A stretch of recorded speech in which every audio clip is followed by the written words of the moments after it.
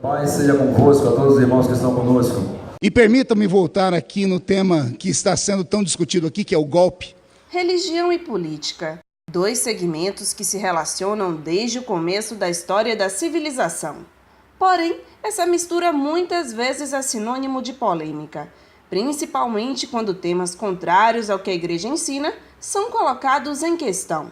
Situado a 41 quilômetros da capital baiana, Camaçari é o primeiro entre os 417 municípios do estado a instituir a formação de uma bancada evangélica na Câmara de Vereadores.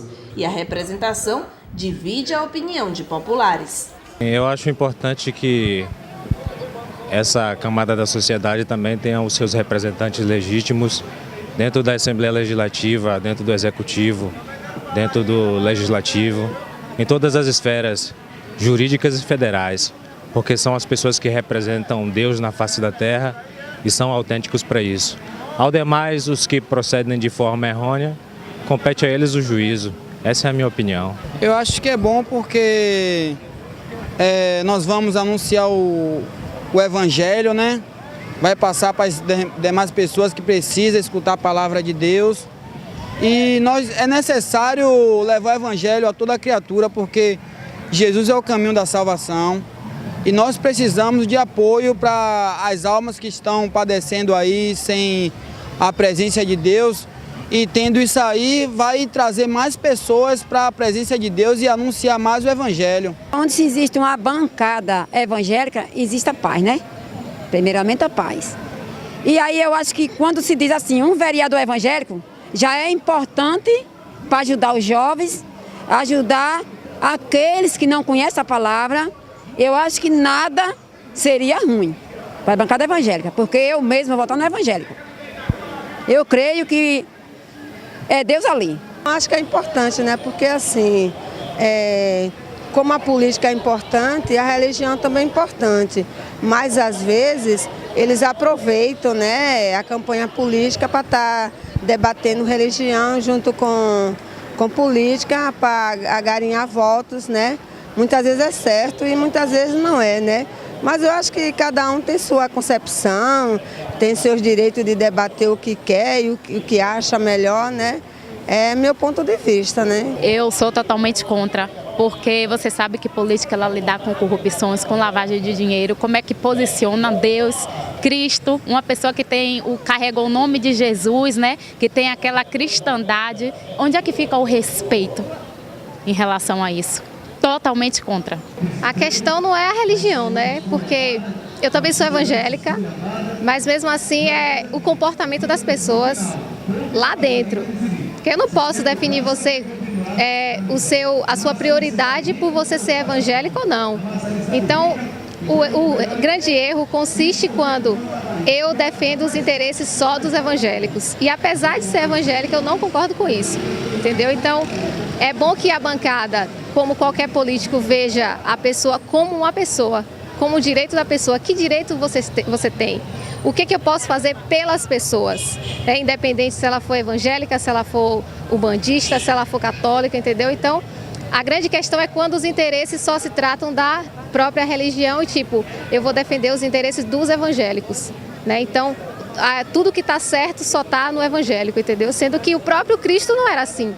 Dos 19 vereadores da Casa Legislativa, 6 compõem a bancada evangélica.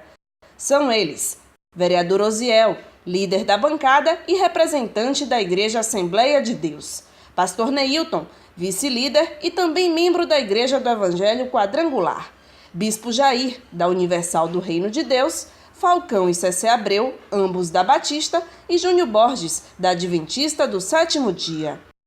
O presidente da bancada afirma que, além de dar representatividade ao segmento evangélico na Câmara, o principal objetivo é a defesa da fé.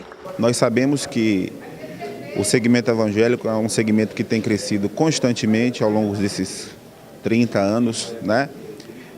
Quase que sem nenhuma queda, ao longo de 30 anos, aí, ininterruptamente, o segmento evangélico ele tem crescido em relação a outra religião. E o claro objetivo que nós percebemos é exatamente a promoção A promoção do segmento, ele tem sido cada dia mais necessário diante das constantes perseguições que o segmento tem sofrido, exatamente por defender a sua ideologia, né? A nossa ideologia está muito baseada na Bíblia e a Bíblia traz conceitos claros para a vida que muitas vezes vão de encontros a novos pensamentos, a novas ideologias, e pelo fato de defendermos a nossa fé baseado na palavra, muitas vezes sofremos essa perseguição e o objetivo é muito esse, estar ali defendendo a fé e nos colocando contra qualquer perseguição. Já os membros da bancada defendem a importância da composição para a sociedade. É muito importante, até porque para garantir os nossos espaços, como todo mundo tem o seu espaço, o evangélico tem o seu espaço, o espírita tem o seu espaço, eu acho que é importante, até porque para discutir os problemas pertinentes aos evangélicos, às igrejas, aos templos, a algumas situações internas das igrejas que nós precisamos estar coeso. Então, nós sabemos que a bancada evangélica numa Câmara Legislativa pode ser fazer projetos de lei que são importantes para os evangélicos. Então, acho que o caminho é por aí. O nosso cuidado maior aqui na casa é que a gente não deixe passar despercebido nenhuma lei contrária à palavra de Deus. Então, esse é o meu maior objetivo, porque quando Jesus foi interrogado, que perguntaram a ele, mestre, qual o primeiro mandamento, ele disse o seguinte: amar a Deus sobre todas as coisas. Mas ele disse com muita sabedoria, mas que o segundo seria amar o próximo como a si mesmo. Então, por isso que eu continuo nessa pegada, a cada dia pedindo orientação a Deus, né, de que não venha aqui de forma alguma, né. O erro, nós sabemos que é o único que pisou aqui nessa terra, que no Rio só foi Jesus, nós somos também falhos. Agora, na medida que a gente percebe que errou, temos que corrigir imediatamente, né? Tem vereadores que é evangélico, ele não é eleito só pelo povo evangélico. Então, a nossa obrigação é fazer o trabalho legislativo. Mas tem aqueles temas que é relevante para o segmento evangélico. Então, a bancada evangélica, ela entra aí nesse ponto de debater, de discutir, até chegar a uma denominação como vai fazer para aqueles temas que são relevantes para o segmento evangélico. Mas, no fundo, nós somos parlamentares da cidade de Camaçari, do município de Camaçari. O assassinato de crianças com a legalização do aborto. No cenário nacional, o deputado Marco Feliciano é um dos maiores nomes da bancada evangélica, conhecido por defender a linha conservadora no Congresso. Quando eu apareci no cenário federal, eu entrei dentro de Brasília carregando a bandeira da igreja e sendo pastor de verdade, e sendo pastor parlamentar. O que eu fiz? Eu tracei o mapa de todos os projetos e mostrei para a frente parlamentar que era necessário uma equipe, um fronte de guerra. E ao demonstrar isso, nós conseguimos bloquear vários projetos que, inclusive, viraram guerra nacional com uma ideologia de gênero nas cartilhas. Então, a necessidade de uma bancada evangélica é exatamente nesse quesito, de ter o contraponto e alguém que fale em nome do conservadorismo, porque toda unanimidade é burra. E hoje, pastor, qual seria o principal desafio da bancada evangélica? Continuar esse processo de transformação. O nosso país precisa passar por um processo de transformação, tanto na educação quanto na economia. E o socialismo, embora ele venda a ideia de um céu na terra, em todos os lugares do mundo ele fracassou. Inclusive levou à morte de milhões de pessoas, como o comunismo. Então, a nossa intenção como bancada é proteger a família tradicional, a família civilizatória, e não deixar com que a herança que recebemos do judaísmo e do cristianismo, que é um dos 3 pilares que move o Ocidente, né? Nós ocidentais, nós herdamos o direito romano, nós herdamos o moral judaico-cristão e a filosofia dos gregos. Isso deu a constituição da nossa civilização ocidental e nós estamos perdendo isso. Então, a intenção da bancada é continuar esse discurso conservador. Aproximadamente 12 novas igrejas foram abertas por dia no Brasil somente em 2013, de acordo com pesquisa feita pelo Instituto Brasileiro de Planejamento Tributário, o IBPT. E estimativas do CEPAL, Ministério servindo aos pastores e líderes, indicam que nos próximos 4 anos os evangélicos podem se tornar mais da metade da população brasileira. Essas expectativas se sustentam em dados da Receita Federal de 2014 sobre as igrejas brasileiras, indicando para uma arrecadação de cerca de 60 milhões de reais diariamente, de um total de 21,5 bilhões por ano. Atuante no movimento LGBT, lésbicas, gays, bissexuais, travestis, transexuais e transgêneros no município, Danile Magalhães acredita que a criação da bancada pode representar um erro para a sociedade camaçariense. Até mesmo porque a função do vereador é legislar para o povo, não segmentar, criar apartheids dentro da Câmara de Vereadores. Essa não é a função do vereador, né?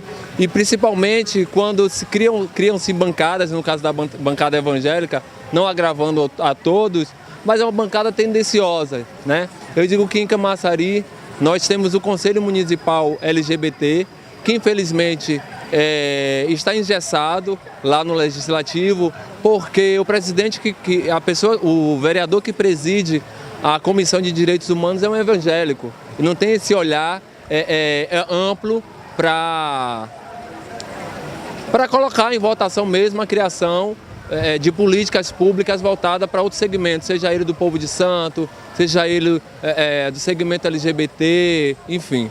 Por outro lado, o teólogo César Ribeiro diz que a atuação da bancada evangélica não deveria acontecer de forma centralizada. Eu acredito que eles deveriam ouvir mais, estender mais esse mandato para as igrejas que eles fazem parte, reunir mais toda essa irmandade e conversar, e a partir dali formar os seus projetos, formar as suas indicações, suas proposições, porque eu acredito que ali é a base em que eles podem tirar muito proveito em favor da sociedade. E para ele, o envolvimento entre religião e política não causam nenhum problema. Se você entender religião como uma instituição, eu acredito que pode se misturar, porque por ser instituição, ela tem seu lugar na sociedade. Então, não teria nenhum problema. O que teria problema é justamente você misturar alguns princípios ou a vida de Jesus em si às questões políticas. Porque a gente tem que observar que Jesus, ele dizia o seguinte: o meu reino não é deste mundo. Então, Jesus ele veio com um foco, com a visão, então ele não se preocupou tanto com as questões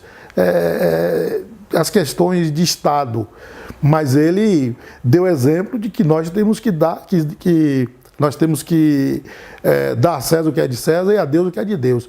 E com isso ele dá exemplo que o bom cidadão ele tem que, de certa forma, ser até ativo politicamente. Mas religião e política podem sim andar de mãos dadas, desde que haja respeito recíproco entre os parlamentares e principalmente. Se antigamente a Igreja Católica tinha forte influência em decisões políticas, agora os evangélicos assumiram o comando. Para este sociólogo, o segmento busca ocupar diversos setores da sociedade com um único objetivo. Não, eles ocuparam a mídia, tem uma expressão significativa na mídia, nos jornais e coisas assim por diante.